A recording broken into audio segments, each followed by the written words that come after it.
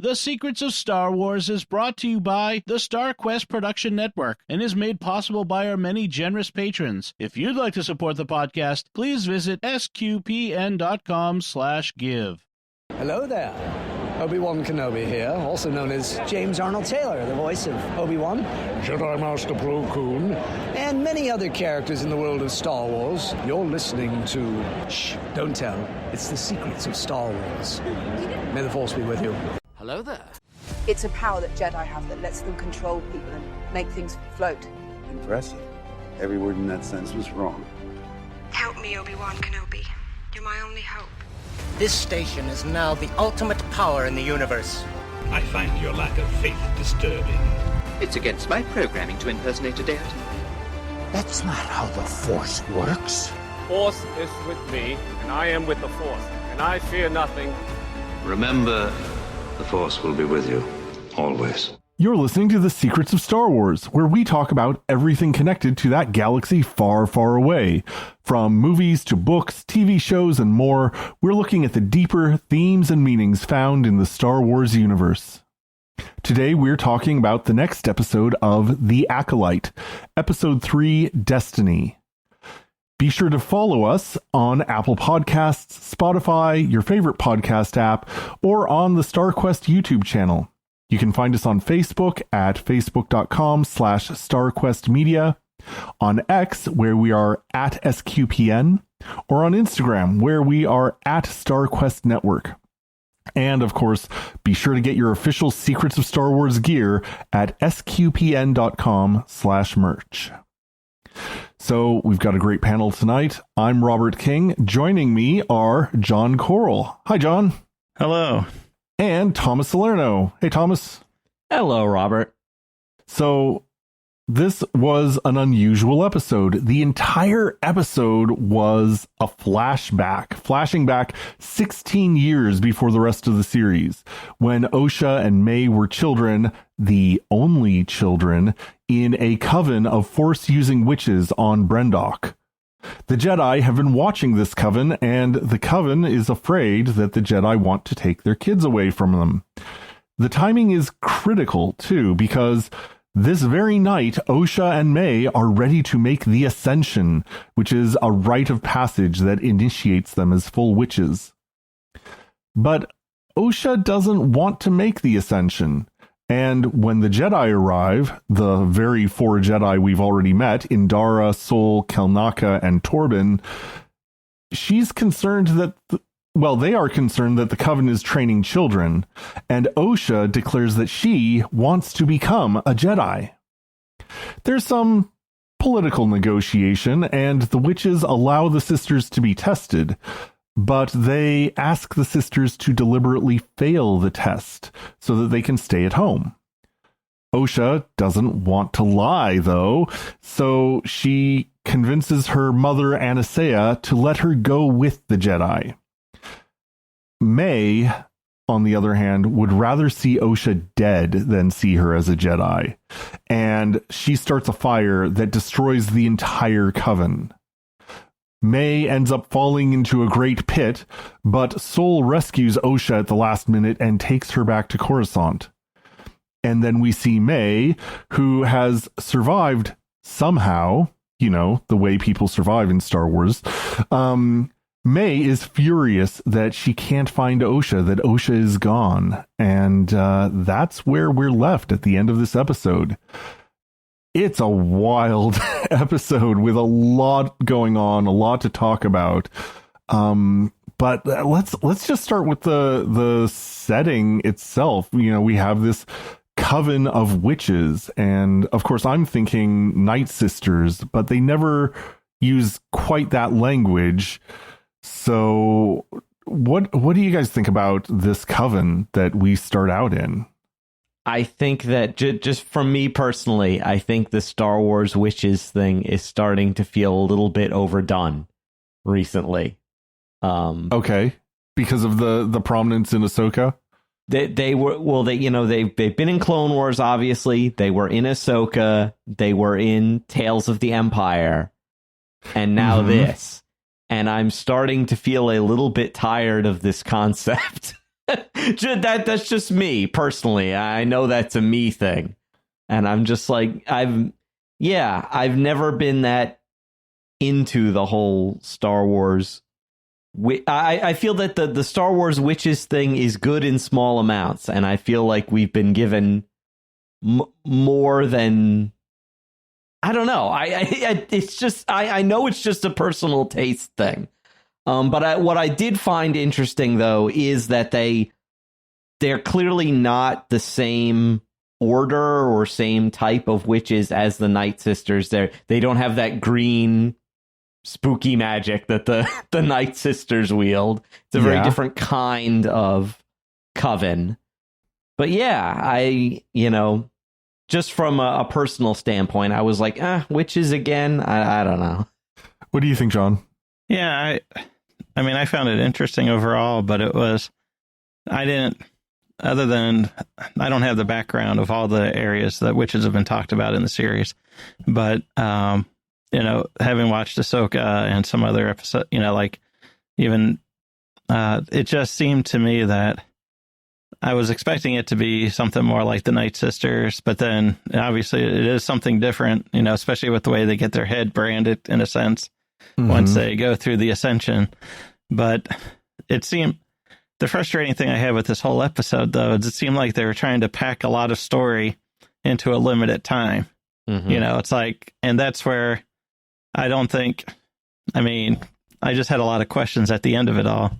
And it's, so it was you're finding out about these sisters, this coven, but you don't but you don't get too much background to understand more about it. And then, so I felt like I was finding myself at the end of this wanting to know more about this as well, because we're getting the background of the twins and how they relate.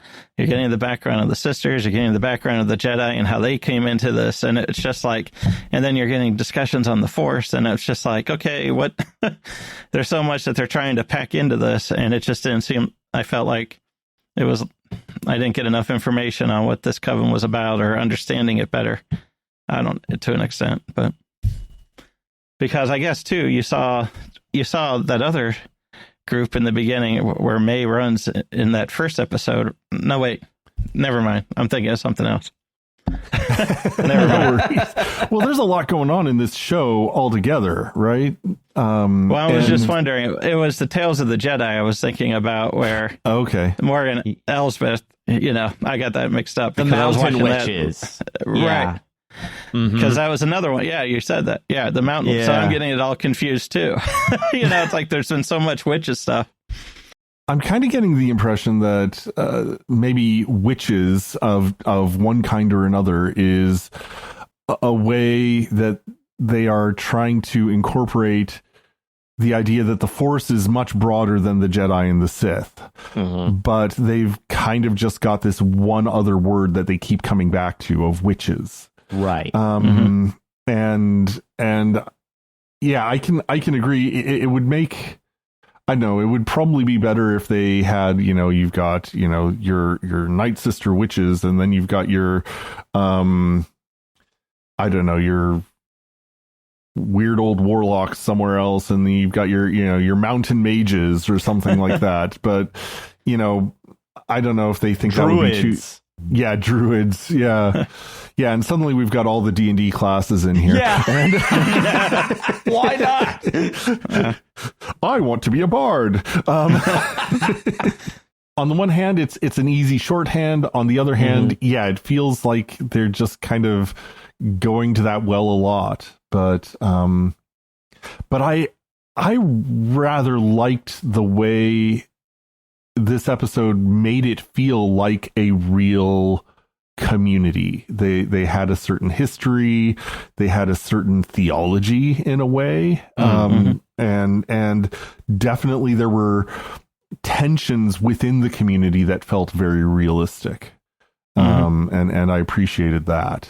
I am absolutely curious about what the relation is to the other kinds of witches we've seen recently, but this series as a whole seems to be more focused on raising questions, at least at this point, than answering them. You know, for kind of a mystery thriller type series, I'm okay with that. At least at this point, you know, get to the last 2 episodes. I'm going to want some answers, but you know, we're on episode 3 here. Which is what surprises me, is that they decided to do a dedicated flashback episode this early. Instead of doing the usual thing where this story and this would be spread out over episodes. I get that they don't have a lot of time because it's a miniseries, but that they put the flashback episode as episode 3, the one that airs after the 2-part intro, surprised me. I was like, and I don't know if it succeeded with most people, or at least a lot, because a lot of the talk I've seen was people going like, why interrupt the story this way? Like it feels kind of jarring, like especially after last week where I was like totally like, you know, invested in the quote unquote present day characters. To drag us back into the past for a whole episode just seems a bit jarring. And I get that like a lot of this is very interesting information and context for what happened last week, but it was an interesting move to just give us an entire flashback episode, take us out of the main present day plot this early. Yeah, because I mean they did something similar with the Book of Boba Fett. You know, where I think they had one big episode where he was early on with the Tusken Raiders or something, you know, and you were seeing him interact and things, I thought. And I think I agree with that, how soon it was, because at least with the Book of Boba Fett, you already had a background more with Tusken Raiders. You knew more of Boba Fett's story and things like that. So then you could see, okay, once he got out and was joined this group and how he interacted with them, it's like you already knew a bunch of the background, but we've only been knowing Mae and Osha for a couple episodes, and for their whole character build, whereas, you know, and I think that made it a little bit more of a challenge with this, making it a full flashback episode, because I could see how maybe you could have integrated some of that, like split it up a little bit and into the series maybe, but yeah, that made it it made it a lot of information in one episode, after, because I did like the first 2 episodes too, and how they were building those characters and the storyline, and also when you see how they ended the second one, and it's like, oh look, there's that Wookiee Jedi, yes. And his, you know, and it's like you're expecting, okay, what are we going to do with him now? And then all of a sudden, so you do see him in this episode, but it's, you know, in the flashback mode, but. And I think we're not done with flashbacks, because I think, John, you might agree with this too, in terms of like more questions, like, because I don't see like they need to clearly set up what it is that some of the Jedi, like Torben, for example, feel so guilty about. Right. You know, like yes. I've heard other people say that, like, you know, he wasn't even like really primarily involved in the events that go horribly sideways, and yet he is willing to take poison and kill himself and puts himself into a force coma out of like grief and guilt. So it's like, I don't think we may be entirely done with the flashback story, that other things may, you know, are still to be revealed to us, I think absolutely. But and I mean, this is one of the things that this episode really did, was send me back to the first 2 episodes to rewatch them with this new context. And yeah, that was a huge question I had, was, you know, what happened to all the other witches of the Coven? And yeah, and I've seen speculation that maybe it was the Jedi who either knocked them out or killed them somehow. Because they seem to be just lying dead on the floor, and I was like, smoke inhalation or something? I'm like, what happened? Yeah. Like, you know? Yeah. So I think you're right that we're gonna have this is an open question. This is a question it raises. It answers one question to raise two more, and I think that's intentional. Yeah, but it's also it's like, oh, okay, if you're gonna spend a whole episode sort of giving a bunch of context that makes you go back and reevaluate what was going on in those first two episodes. Are we going to spend the whole series, like every episode, kind of forcing you to go back and say, oh, that's what was going on here? Yeah. Right. But now there's more questions, and well, that's the thing too. It's like, I'm going by memory here, though. Didn't Torben have like something issue with his eye or like a scar or something like that? Yeah. And it's like, so when we see him, the only time we see him in this episode, he has none of that. So it's like, did He's he a young, get that? fresh-faced Padawan? Right. So my point is, it's like, if this was such a scarring thing for him, emotionally or mentally and stuff, then maybe he did have, where did he get those, the scars that he had, or his, did it happen when we didn't see it, and you just hear the coven yelling, or whatever at that one moment, like you said? Did he come in with the Jedi and do something, and then, I don't know. It's like, so where did he get his things? Or did he get that something completely unrelated? But that's the kind of. So yeah, those are the kind of questions. Well, they spent a lot of time and effort on makeup to give him that scar and that eye. It was pretty striking. Yeah, you kind of hope it'll be related, but yeah. I think the biggest shoe to drop in this episode, or maybe we want to talk about it later, is the creation of the twins that's hinted at. Okay, let's talk about that. Because I was like, okay.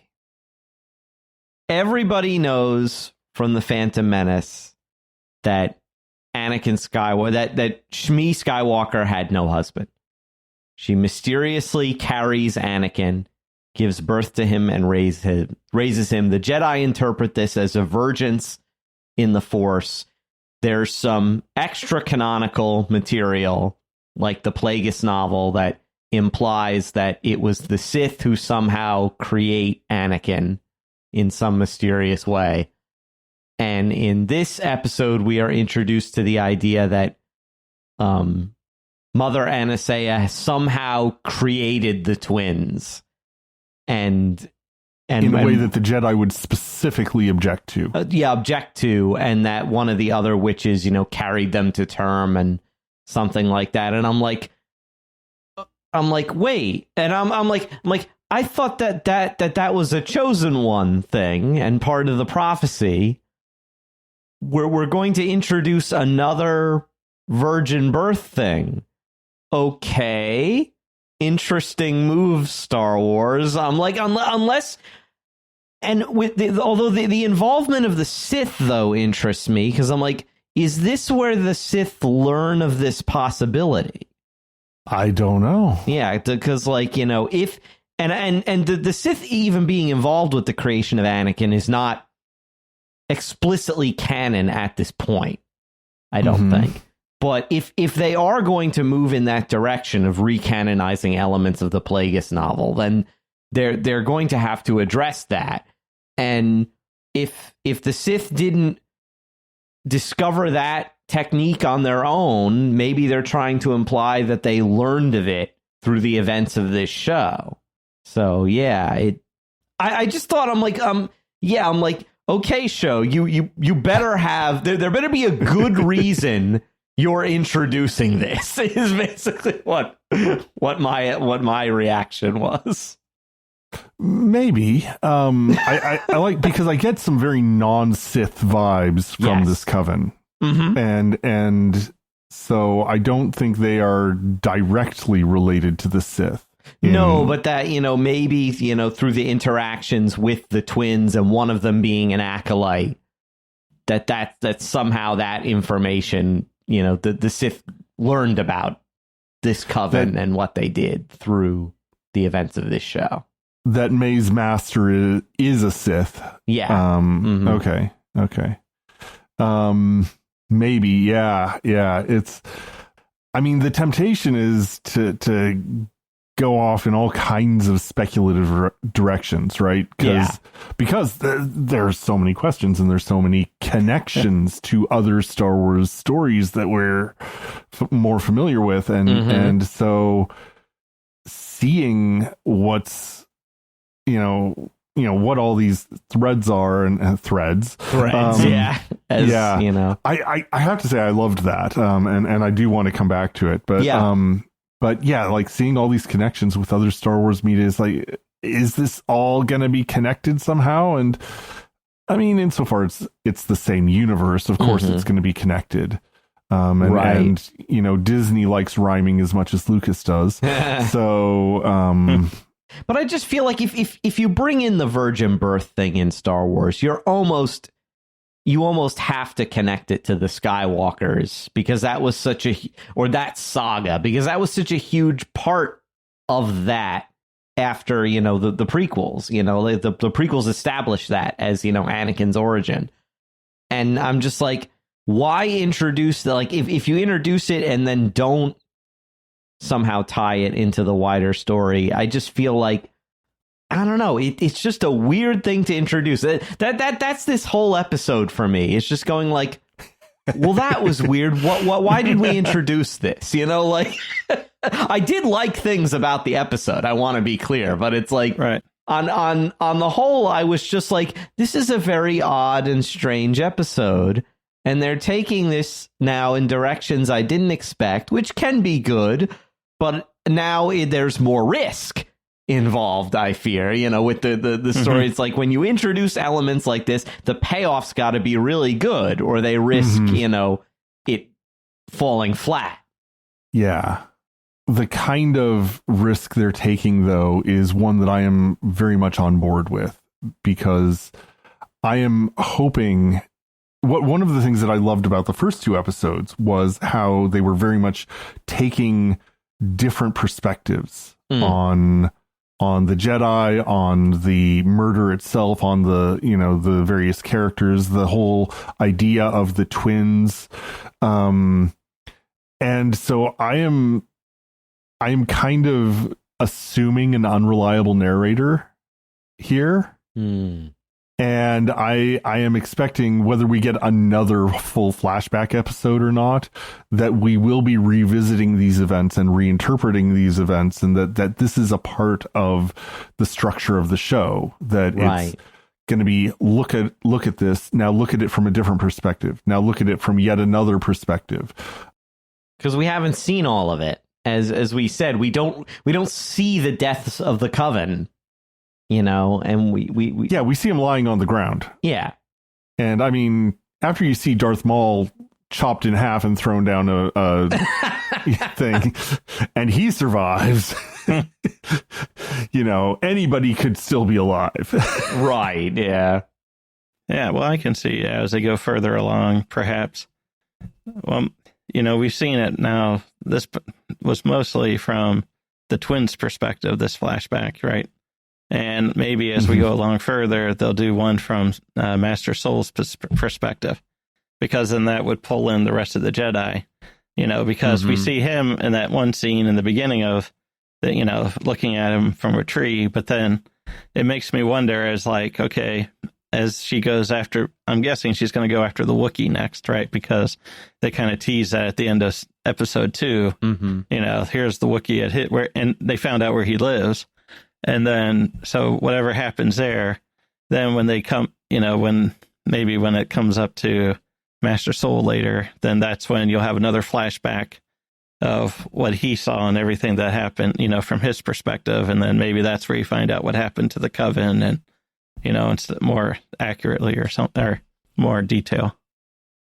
So that's what I wonder about, because I think that's where you would find maybe he would be talking to, the other 3 Jedi, and then, no, we can't do this. Yes, we can, whatever. And then it just coincided with what Mae was doing or something. And then what should have been something small turned into something completely tragic. I don't know. Maybe. I would love to, like, you're giving me the idea. We could have a whole Wookiee's Eye episode. That would be fun. There are so many directions I want to go right now with the conversation. One of the things that worked really well in this episode for me was the exploration of Osha's and Mae's relationship. Because I had been kind of surprised by the dynamic between the two of them in the first couple episodes. I wasn't sure quite how to read it. And I think we had speculated that, you know, it was probably something that happened in the fire that kind of set them on different paths. But this episode shows they were on very different paths already from from before the fire, from before anything else. That Osha was looking for something different than the Coven could offer, and that Mae was definitely having some anger issues. And yet they have this sort of chant that links them together. And we've talked about, a virgins, or what was the term, the dyad or something? Like the Rey Kylo dyad in the Force. Yeah.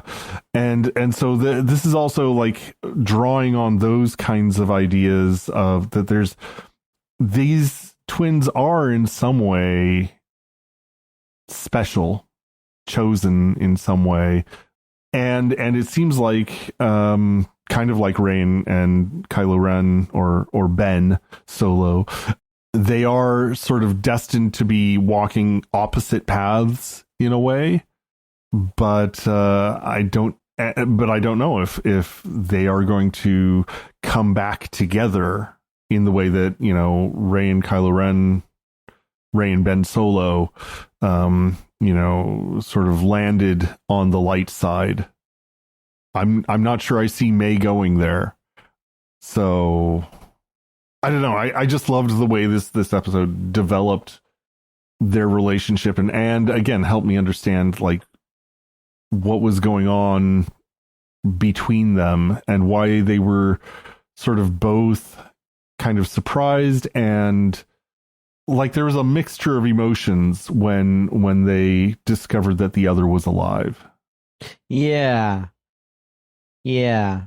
Almost like they had both kind of put that behind them in a sense, and now they're being confronted and having to relive that whole grieving process all over again, where it's like each of them kind of lost the other as a sister before they even thought each other was dead.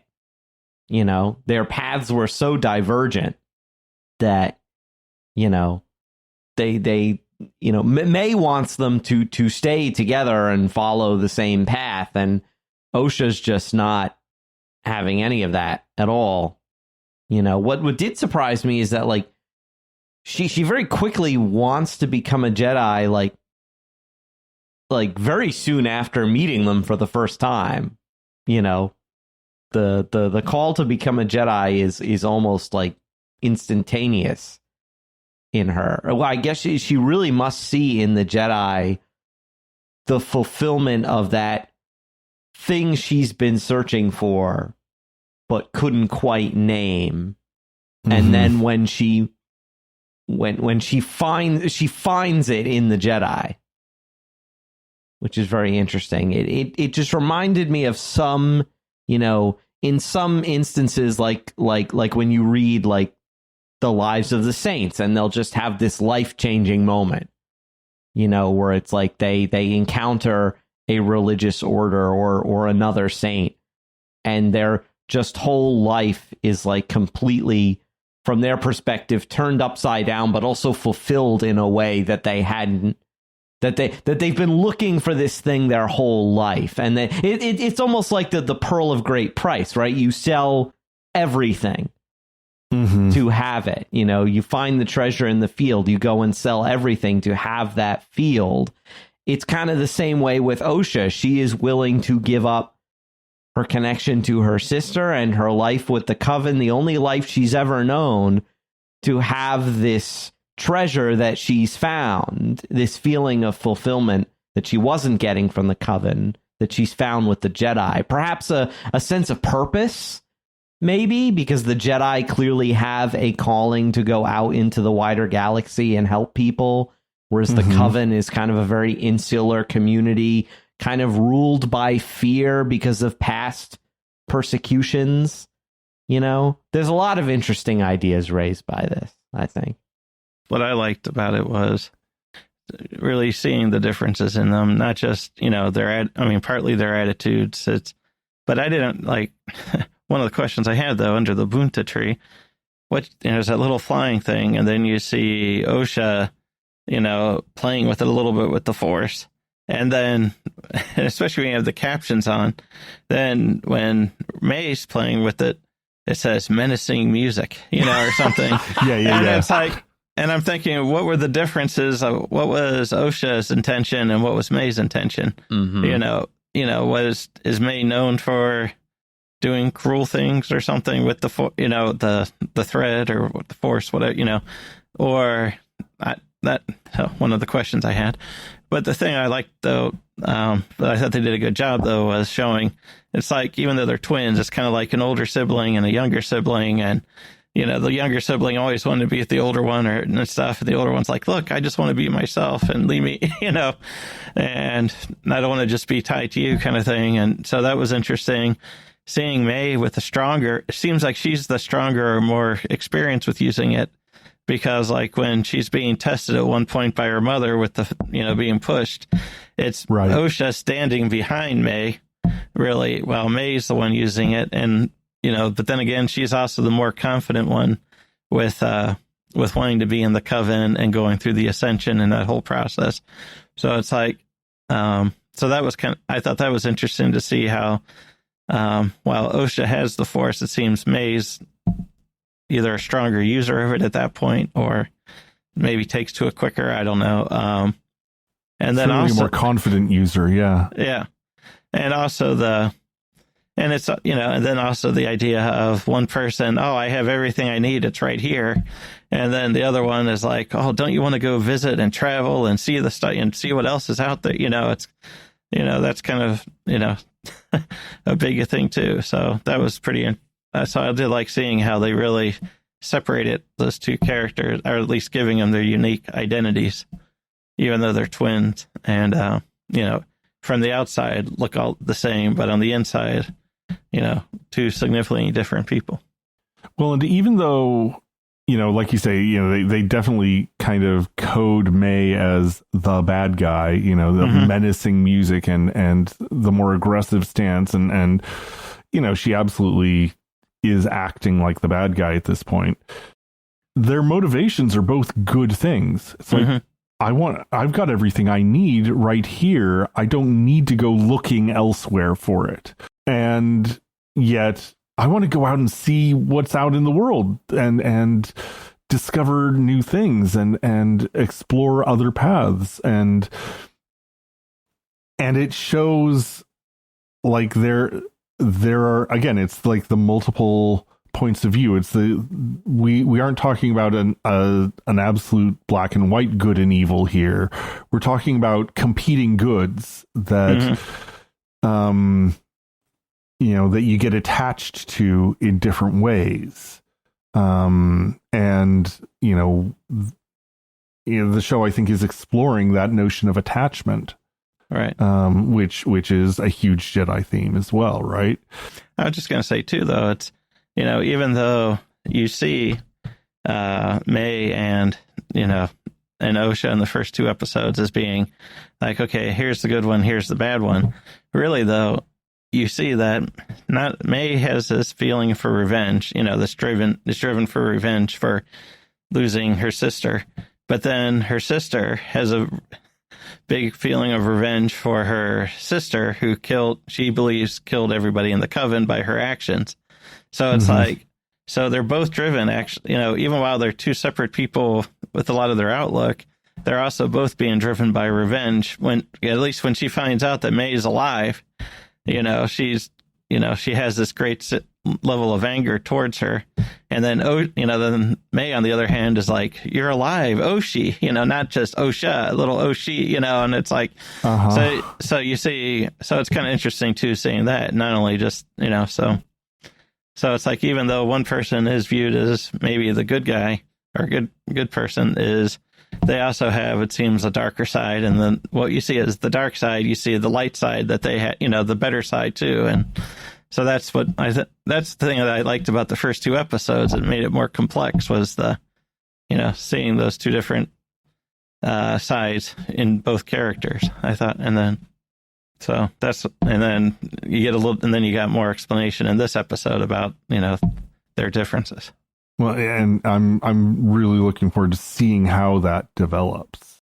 The other thing I'm really interested in, and kind of related, is this different way of looking at the Force, which again, it's described as witchcraft, and it's there's definitely these are people who are telling these children to lie, and who are clearly running from the authorities that we think of as generally being good-ish. They've done something unnatural to generate these children. So there are a lot of sort of bad or dark side markers here, but they're also basically pacifist and, put down your weapons, no violence. They have this really interesting theology of the Force. It's not a power to be used. It's, it's this thread that ties everything together, that ties you to your destiny. And yet they also talk about it as, this is a matter of, who has the power and who's allowed to use it. Oh, that was so postmodern. It's not about good or bad, but about power and who's allowed to use it. And I'm like, that, I don't know, like that seems to be like a very common view these days, that good or bad can only be defined in terms of power dynamics. That's a very like postmodern kind of philosophical stance. I mean, it's kind of everything post Marx, really. But yeah. Well, I had a question though with the thread. I mean, it's like when you look at like how Yoda would describe the Force to Luke or someone, it seemed a lot similar to what they describe as the thread, in the sense that, it's like, it's what, it's not just, I can raise rocks and I can do this or whatever. It's feel the Force, it's in this object, it's out there, it's all around you. It's not just, you summing it with your, M count, or something. It's, there's so much more to it. And it's kind of, that's where I was like, I was getting some confusion with it, because I can understand. And then, like, when she says, okay, about yield, what does it mean to wield the power of the Force? Because a moment later, she's using it to shove somebody back to show the power of one, and then the power of two to push back. And it's like, well, aren't we wielding the Force? It's kind of like, or are we looking as wielding the Force like something the Sith would do to, control, bleed kyber crystals and to make, try to recreate life and to, or keep from dying? It's like, is that the kind of power? Because it's like, that's where I was hoping that there'd be a little, that's what I was kind of like, what does wielding the power mean exactly? Is it, because, she even floats over an object to herself and things. And it's like, well, to me, and it's a minor way of wielding the power, but or is she talking about like more Sith level things that, we've come across and as, kind of control stuff, and maybe, why they don't try to figure out the future because of, and use the Force for certain things like I don't know. It's like, that's where I was a little, I came up, I mean, I like the idea of how the thread ties everything together, and it seemed like something I've heard before. And but then at the same time, I was like, but what does wielding the power mean exactly in their mind? Because I see the Sith more as the extreme side of it versus the Jedi. But the thread was giving me very like Wheel of Time vibes, with the pattern and the we're all threads in the pattern and stuff like that, whereas as all people be connected. But I like it as a metaphor for the Force, in the sense that the Force is supposed to connect all living beings, and if they have this notion of pulling on the thread, and it's almost like, if you pull a loose thread far enough, eventually you're gonna have a torn garment or a messed up fabric in some way. So it's almost like this idea that small actions that you take can have, not to mix metaphors, but to have a ripple effect kind of consequences. That your actions don't just affect you, they affect other people, that it's a communal thing. It's like, like they say, we're not just saved alone. It's not just about our personal salvation. It's about bringing other people along with us, and so I like that notion of the Force as a thread, because it brings in ideas of community, which are obviously very important to this coven. Yeah, I like the way you bring in that idea of salvation, not just alone or individually, but as members of a people. And that's very biblical, right? Whether it's Israel, biblical Israel, or the church, it's supposed to be a communal effort. We're all members of a body, which is another, the great metaphor that St. Paul uses. Right, right. And it's a theme that the show is kind of exploring, but in a very limited way, in like the ties that bind the twins together. That very strong sense of I mean, that, in that rhyme that they repeat several times, always one, but born as two. There's this sense that they are somehow bound together. But there's also the sense that Soul is bound to Osha, in that master apprentice, that master Padawan relationship, that has connected them in a profound way. Soul just seems very sensitive to the connections between everybody around him in a way that some of the other Jedi are not. He's the one who recognizes the moment of Master Torben's death in episode 2, right? Yeah, I'm not sure where I'm going with this, but I'm just this idea of connections and attachments sort of being different parts of something that is bigger than I am individually. These all seem to be themes that are kind of rising out of this show. And where it's not supposed to subsume your own personal identity either. I think that's part of Mae's problem. She refuses almost to recognize Osha's independent identity. She seems to view Osha as simply just a part of herself, and should have the same, because she's my sister, my twin sister, she should have the same wants and desires and motivations as I do. We should always be together. And that's refusing to recognize that she's an independent being. She has her own unique dignity and identity as a person, and that needs to be respected. Where it's and so I think there's that conflicting idea between the two of them of what their identity as sisters means. there's that bit of dialogue where Mae says, "But we're the same," and Osha replies, "No, we're not. It just seems that way because we're the only children here." Yeah, that was good. Yeah.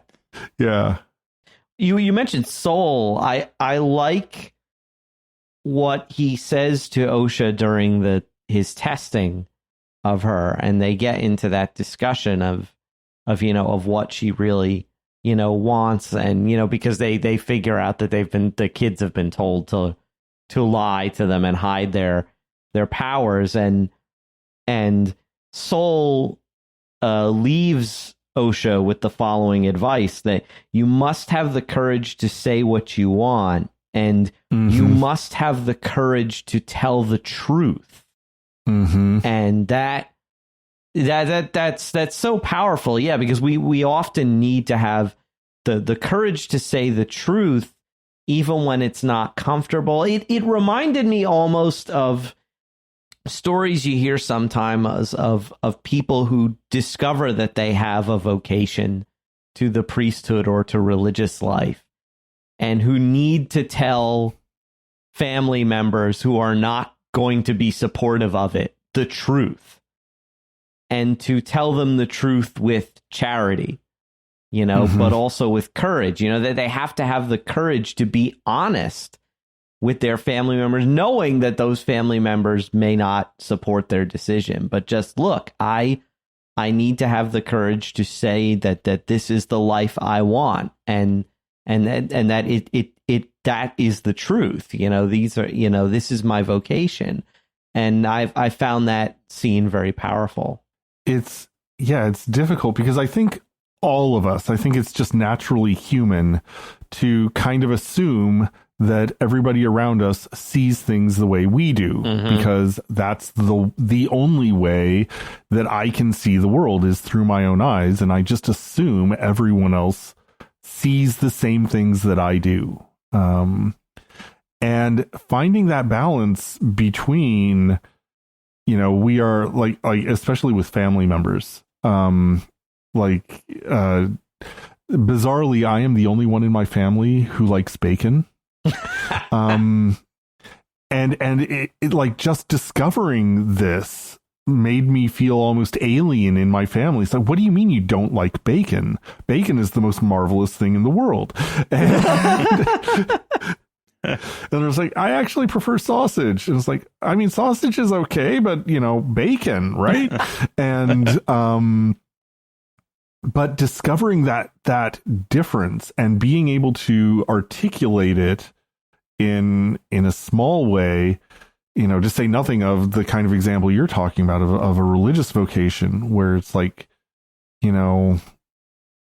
people who are called to marriage, which is most people, I find have a really hard time understanding the call or the appeal of a celibate or an itinerant or a missionary life, and vice versa.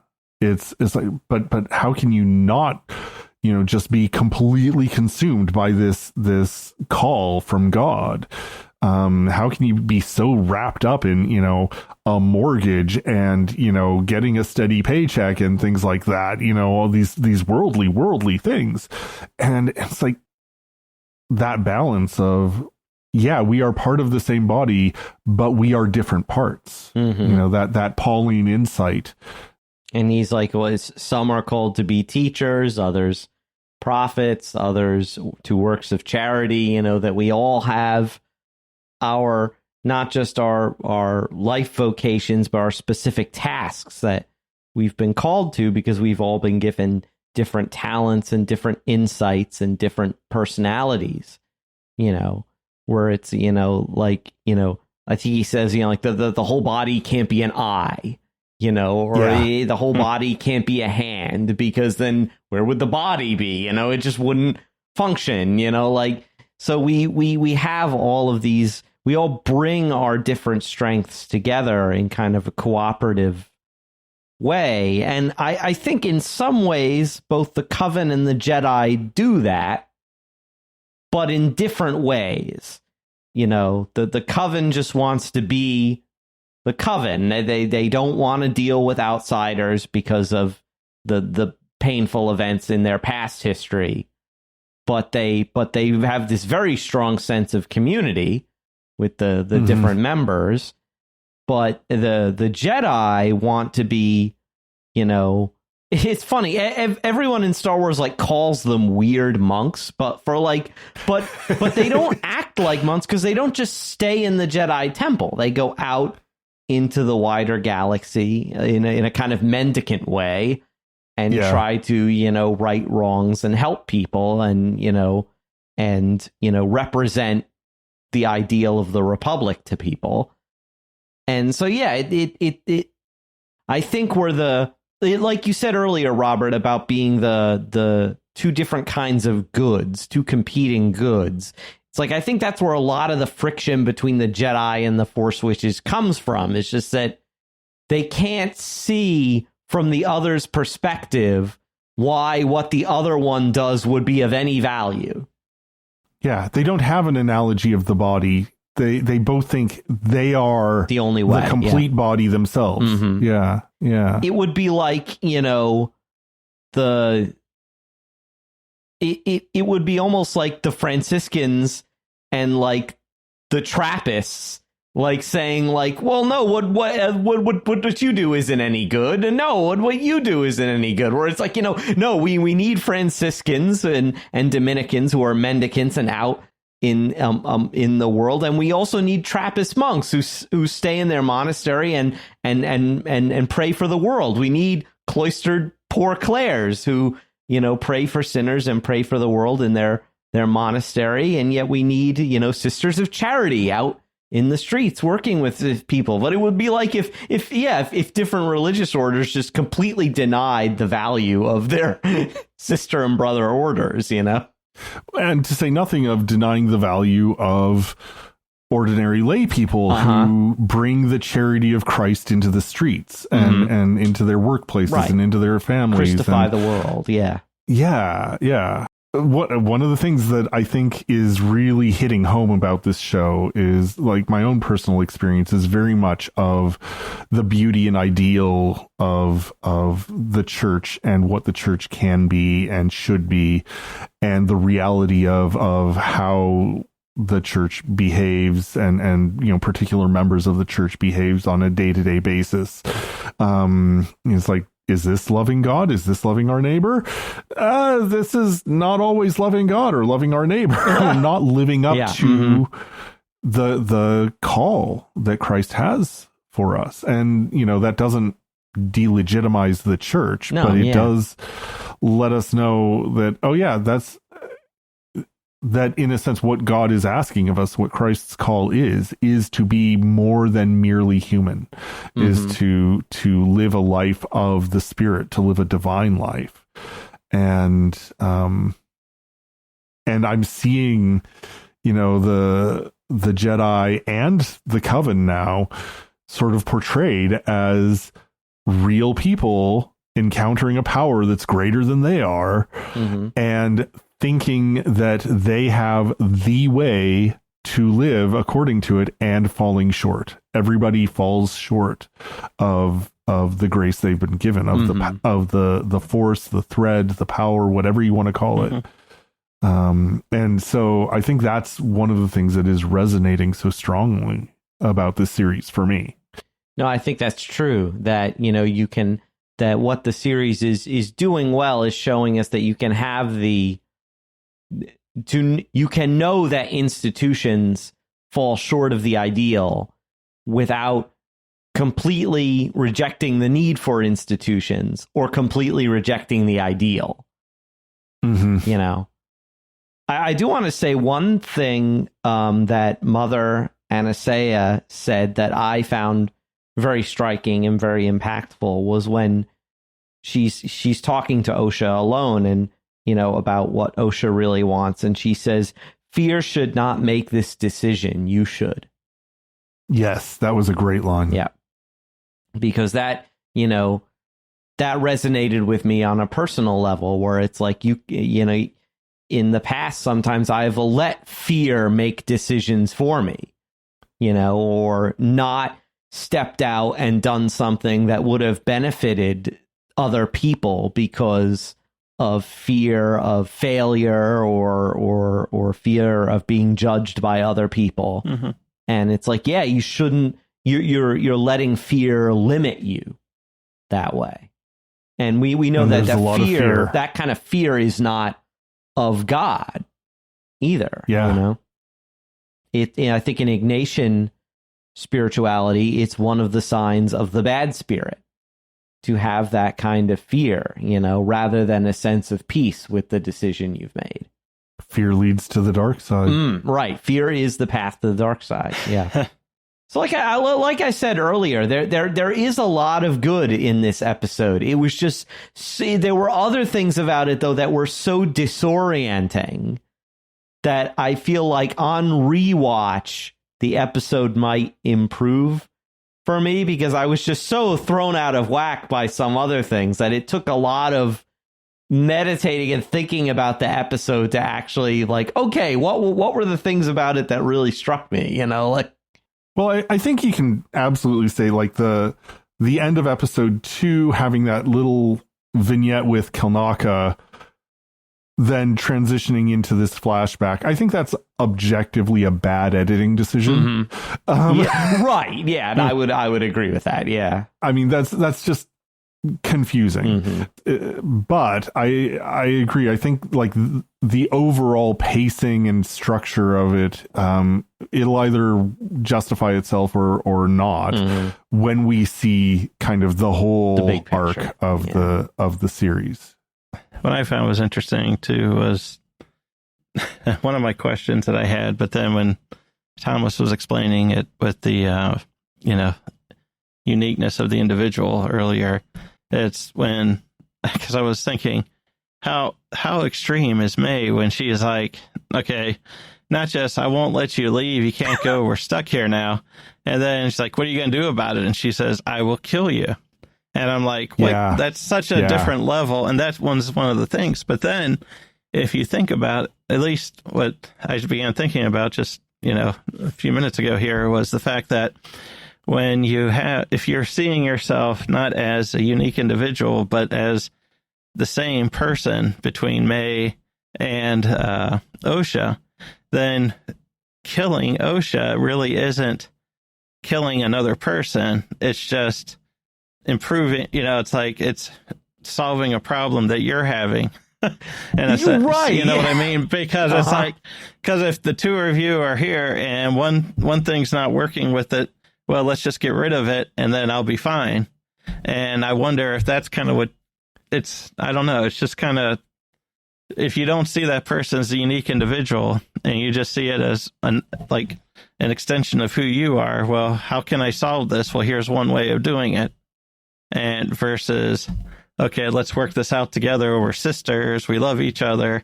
Why are you doing this? And, and trying to do more. It's like, she just says, it's kind of like, well, I'll just get rid of this part of the thing. Cause she also says to Osha earlier, what is wrong with you? Yeah. And it's like, well, here's how I'm going to fix it. And, what's wrong? Because if it's what's wrong with her, then there's something wrong with me if we're that interconnected as twins. Mm-hmm. And how am I going to do that? Well, let me just, fix what's wrong. It's almost the mirror image of the narrative that we get from Obi-Wan, but also from Vader himself later, that Anakin Skywalker is dead. Vader killed Anakin. Mm-hmm. I killed him. Mm-hmm. And again, we're seeing all these sort of rhymes or parallels or whatever between Osha and Mae and Anakin. And I wonder if that's a deliberate sort of, reference to the two sides of Anakin, in a sense, one killing the other, and now you have literally two twins, one of whom wants to kill the other, and well, now they both kind of seem to want to kill each other. or it seems like the way you were describing it, John, as like a very literal and very bad interpretation of like, if your right hand causes you to sin, cut it off, you know, where it's like part of this other part of me is not functioning right. I will get rid of it and destroy it so that I can be a more integrated whole person. And it's like, well, yeah, that's what I was actually thinking that a little bit in the back of my mind, too. It's like, if your eye sins, pluck it out, you know? Right, or whatever. Yeah. But but I just thought about that, though, because it's more of the lines of, because she's not looking to, figure out the best situation. I mean, it's to go from, I'm going to keep you here to I'm going to kill you, it's like, that's such an extreme. But then if you, like I said, if you're seeing it as what's your biggest problem? Well, it's this thing, this person and, your twin and, and she's going to ruin everything. Well, let's, how can I solve that? And I don't know. That just seemed. Yeah, maybe it's all the same thing. She leaves, she's dead, same thing. She's gone from my life and they're both bad. Yeah. At least one of them I have control over. Stabby. Yeah. Yeah. And what's the dark side if not about control? Trying to control things you can't control. That's the path Anakin walks down. Like, I don't want people close to me to die, so I will try to control that. I will learn to stop people from dying, he says. Well, yeah. But even Master Soul, even though he's not a Sith, at least as far as we know, is making the comment at the end of this episode to her, I promise you will never feel this way again. And to control that's her a promise you can't keep. Yeah, right. But I'm saying is to control your grief, because the one thing that keeps being brought up in these episodes too is, and I guess the books I'm reading is like, well, I thought, Jedis aren't supposed to be attached to people, they're like, well, no, we still have attachments to people, but we can't let, certain things can't let that, I don't know what exactly to, prevent you from the greater good or whatever it is. I mean, whether, whatever you're doing, you're still going to, like a certain person or whatever it is, and it's just how you handle those attachments, I guess. It's like in the religious life where it's like, you can't let where the attachments are always like you can't let attachments morph into idolatry. Yeah. Where it's like your attachments become more important than your relationship with God. Or in this case, a Jedi's duty and their relationship with the Force. Mm-hmm. This has been an amazing conversation, guys. Thank you. But that brings us to the end of this episode of Secrets of Star Wars. Great conversation. Can't wait till next episode and next week to see how that, again, probably changes the way we look at everything. But for the moment, thank you all for listening. We'd like to take a moment especially to thank our patrons on Patreon, including Teresa W., Ray, Nicole, Daniel L., and Gutteridge70. Your generous donations help us to create the Secrets of Star Wars and all the shows here at StarQuest. Any of you can join them at any time. Just go to our website, sqpn.com/give. We'd also love to hear from you, our listeners. We love to keep this conversation going. So what do you think of this flashback and how it relates to the rest of the series or the rest of Star Wars? Let us know. Send us an email at starwars@sqpn.com. You can check in on our social media pages. I talked about those at the beginning of the episode. Go ahead and leave a comment on our channel on the Discord server, our StarQuest Discord server. You can get an invite to that at our website, sqpn.com/discord.